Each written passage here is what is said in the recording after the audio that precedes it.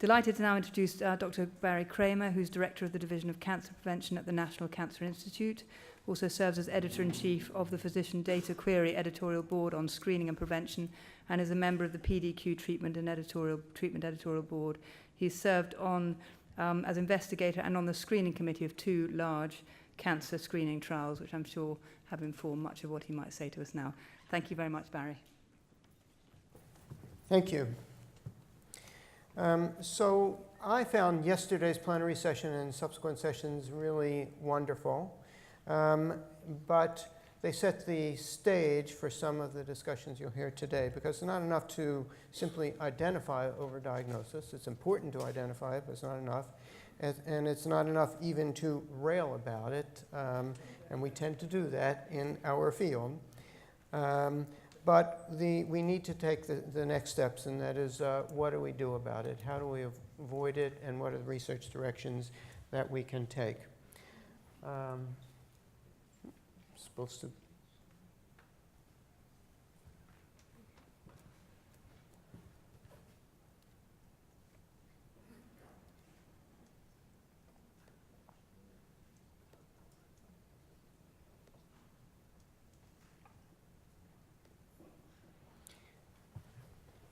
And that's the nature of my talk this morning. What can we do about it? And some of these are baby steps.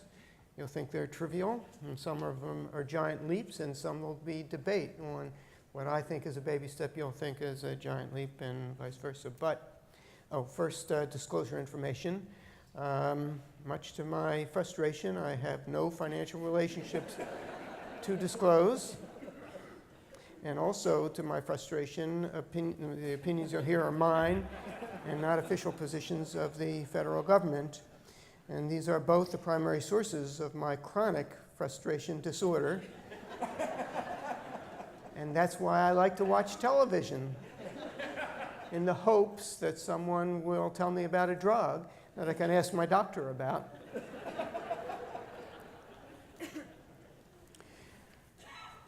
So now back to the subject at hand.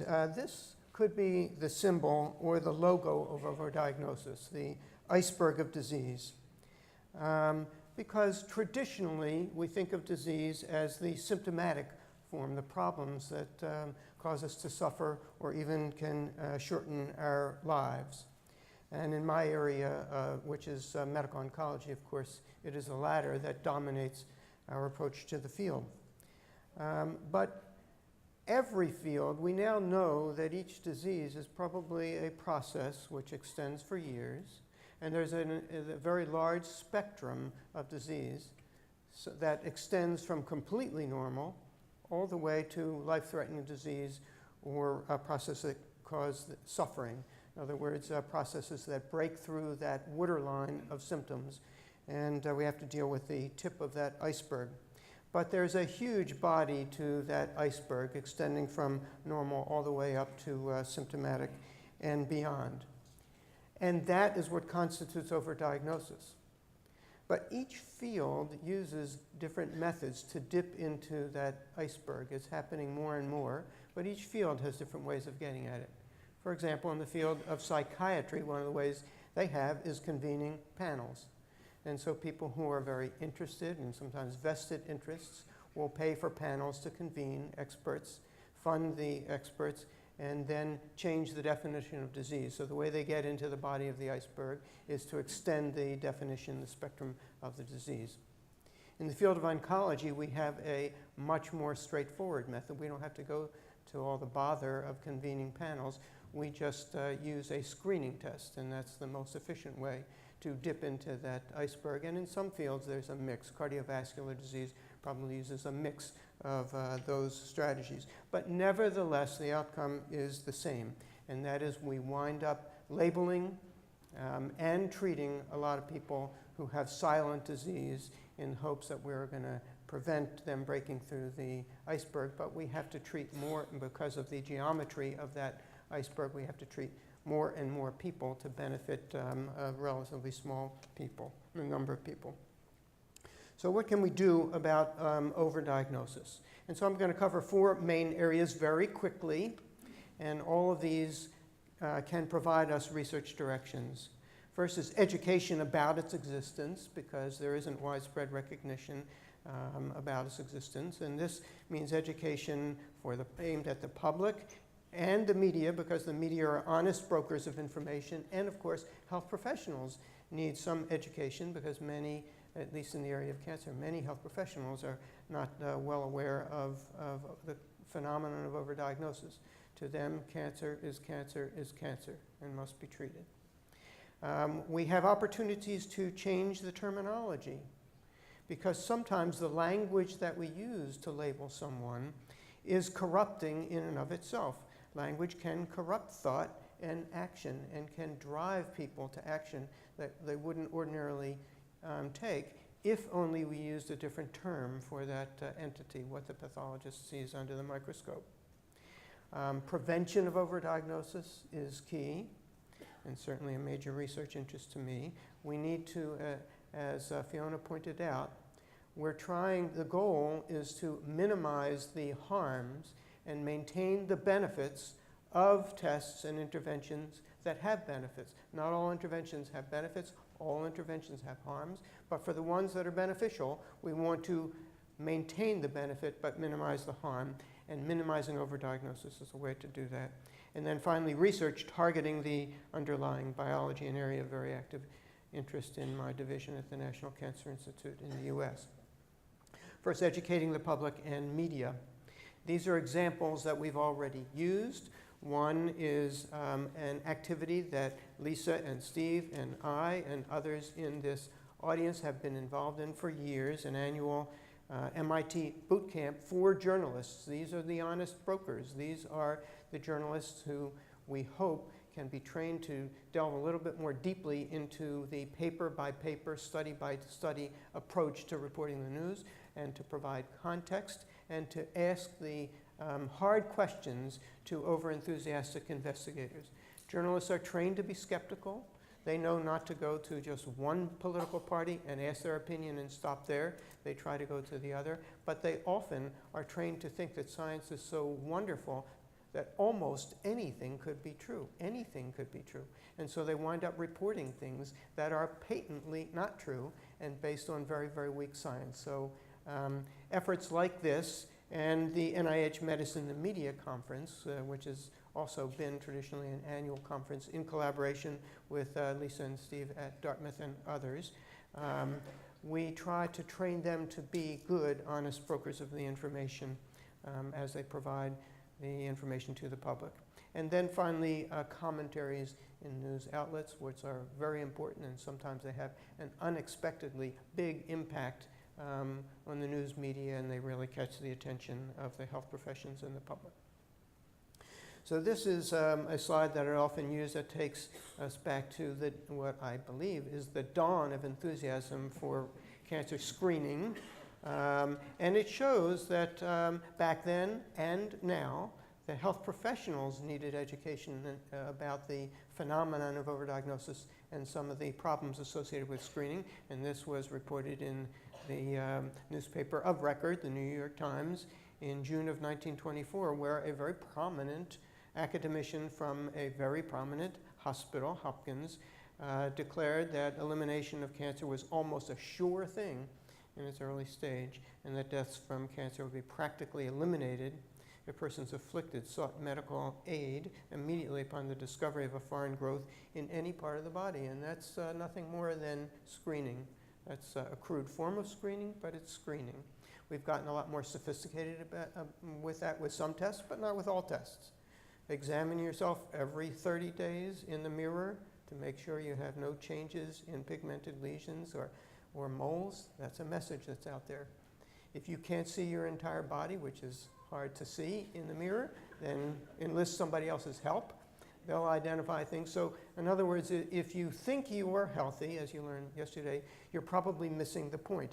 And these are screening tests that are in common use, and just as crude as Dr. Bloodgood felt more than 3/4 of a century ago, would virtually eliminate the risk of dying of cancer. Now we know how far off the mark he was. Changing terminology, because language corrupts thought. There are precedents for changing terminology, and we ought to think more about using that strategy in other areas. For example, in indolent cancers and in so-called precancerous lesions. I don't even like to use the term precancerous, but because it seems to suggest that you're a half step away from the real thing. Be afraid. Be very afraid. We've done it successfully with cervical carcinoma in situ, which early in my career used to be called CIS, carcinoma in situ. Conveyed cancer. There's that cancer word sitting there. Now it's called cervical intraepithelial neoplasia. Perhaps we could come up with better terms for it than neoplasia, but nevertheless, it doesn't have the word cancer in there, the root term cancer. And so women are much more comfortable in their discussions making decisions about therapy when they know they don't have cancer. Urothelial neoplasia of low malignant potential is another one. Ovarian tumors of low malignant potential. Successfully, we've made that transition. And additional ones might be ductal carcinoma in situ. We could call it ductal intraepithelial neoplasia. And low-grade Gleason score prostate cancers, prostate tumors of low malignant potential might be a term. Prevention.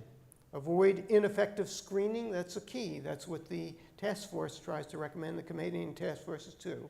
Better targeting of screening population by risk, age, etc. Appropriate thresholds for identifying things as abnormal and worthy of pursuit. Avoid incidental detection. There are increasing tests where you're only doing a test for one thing and it gives you a view of the entire body or large portions of the body, and then physicians start chasing their tails. And then primary prevention of indolent lesions. There are drugs that can prevent, even though finasteride doesn't decrease the risk of dying of prostate cancer, it does decrease the risk of overdiagnosis. And then research aimed at the biological basis of overdiagnosis, length bias sampling, because most screening tests, unfortunately, are much better at detecting the slowest growing lesions than they are at the truly life-threatening lesions as shown on this slide. And so there are strategies to get at that, but we can't pursue those strategies with screening tests unless we know how the cancer was diagnosed in the first place. And that requires annotation. That is almost impossible to get in retrospect because oncologists of whatever subspecialty within oncology don't care how the tumor was diagnosed. They care what the stage is, and they care about the differential pattern and occasionally some of the biomarkers that will guide their therapy. But a stage 2 cancer that is screening detected is a slower growing cancer than a stage 2 cancer that is detected by symptoms, and therefore their underlying biology is different and they should have different molecular pathways. We should also collect normal organ as well as the tumor because cancer needs to be studied at the tissue level, not just the cellular level. For example, prostate, breast, esophageal melanoma, there's plenty of basic information that is accumulating that shows that it's a seed and soil, not simply the seed, not just what the cancer cells look like. This has been stated years ago by Smithers. Cancer is no more a disease of cells than a traffic jam is a disease of cars. A lifetime of study of the internal combustion engine would not help anyone understand our traffic problems. And we've spent our many, many, many years collecting tissue and focusing on the internal combustion engine of cancer. And strategies to investigate use clinical opportunities to study the natural history when we can follow people prospectively, as we're doing more and more, hopefully, in prostate cancer with active surveillance and Barrett's esophagus with serial endoscopy. And we need to develop better dynamic animal models that have a better positive predictive value and negative predictive value for our interventions. And finally, I'm going to leave you with this cartoon. We need to avoid the culture of over-testing and overdiagnosis, which leads to over-treatment. And this is perhaps an extreme form, but it happens day in and day out in physicians' offices, and I'll leave you with that.